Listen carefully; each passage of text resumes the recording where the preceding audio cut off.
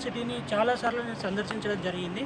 నా పేరు ఎం నరసింహన్ రాయ్. నేను సమాన హక్కుల సవరణ చట్టం కోసం ఉద్యమం చేస్తున్నా. అందులో భాగంగా equal salaries for equal work అని చెప్పేసి నేను పోరాటం చేస్తున్నా.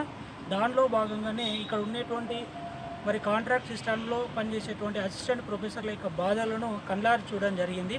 వారు ఎంఎస్సీఏ కాకుండా పిహెచ్డి, ఎంఫిల్, ఇతరత్ర ఉన్నతమైనటువంటి చదువులు చదివి తమ యొక్క స్థానం లోపల పనిచేస్తూ తక్కువ జీతం చేత ఎలాంటి పిఎఫ్ లేకుండా, ఎలాంటి హెల్త్కు సంబంధించినటువంటి సెక్యూరిటీస్ లేకుండా, సోషల్ సెక్యూరిటీస్ లేకుండా, వాళ్ళకి పింఛన్ లేకుండా ఇప్పటికీ దాదాపు 10-15 ఏళ్ళుగా అదే స్థానం లోపల, అదే పోస్ట్ లోపల ప్రమోషన్స్ లేకుండా పనిచేస్తున్నారు. ఇది చాలా అన్యాయము. ఈ అన్యాయాన్ని ఎన్నోసార్లు వీరు ఉద్యమం చేసి ప్రభుత్వం దృష్టికి తీసుకొచ్చినా కానీ చెల్లించలేదు.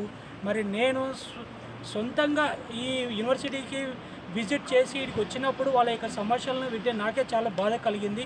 ఈ సమస్యలను, వాళ్ళకు ఉండేటువంటి సమస్యలను ఇప్పుడు ఆ సంఘం తరఫున పనిచేసేటువంటి ఆర్ట్స్ కాలేజ్ వైస్ ప్రిన్సిపల్ అయిన సారు, ఇతర కాంట్రాక్ట్ సిస్టానికి సంబంధించినటువంటి సారు తమ యొక్క అభిప్రాయాన్ని ఇప్పుడు చెప్పడం అనేటువంటిది S N Arjun Kumar placement officer అయినటువంటి కాంట్రాక్ట్ సిస్టంలో పనిచేసే ఇప్పుడు ఎంప్లాయీ వారికి ఉన్నటువంటి సమస్యల గురించి వివరిస్తాడు, తెలుసుకుందాం. కొంచెం ముందు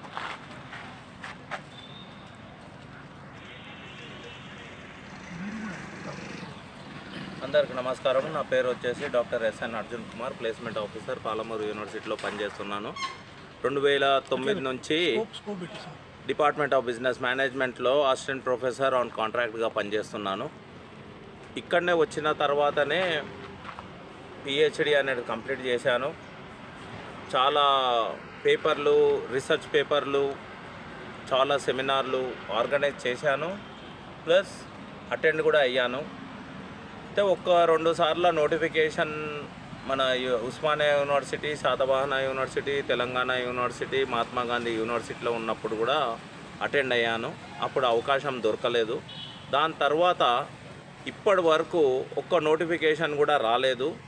కానీ నోటిఫికేషన్ కూడా వచ్చేది కూడా ఎలా వస్తుంది అంటే అన్ని పోస్టులకు వస్తాయని అంటూ ఉన్నారు. దానికి విభిన్నంగా మేము అనడం ఏంటంటే, ఇక్కడ పనిచేస్తున్న కాంట్రాక్ట్లో మాకు మినహాయించి ఆ పోస్టులకు నోటిఫికేషన్ ఇవ్వాలని డిమాండ్ చేస్తూ ఉన్నాం.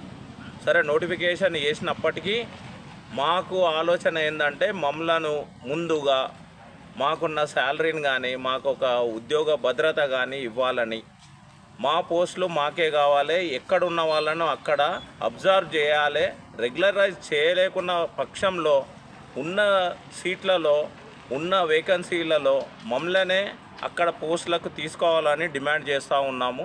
రాష్ట్ర స్థాయిలో కూడా ఉద్యమాలు అనేది ఇప్పుడు స్టార్ట్ చేస్తాము. ఈ మినహాయించి నోటిఫికేషన్ అనే ధోరణిలో అన్ని పోస్టులకు నోటిఫికేషన్ వేయాలని ఆలోచన చేస్తుంది ప్రభుత్వం. అది చాలా తప్పు.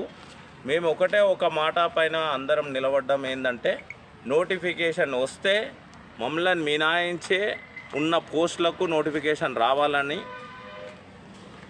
లేకుంటే మేము పెద్ద ఉద్యమం చేస్తాము. ఇప్పటికీ ఇక్కడ ఉన్న కాంట్రాక్ట్ అధ్యాపకులకు అందరూ వెల్ క్వాలిఫైడ్గా ఉన్నారు, పేపర్స్ ఉన్నాయి, అన్ని ఎలిజిబిలిటీ ఉన్నది. సో వాళ్లకు పోస్టులు ఇవ్వాలని డిమాండ్ చేస్తున్నాం at this moment. Thank you.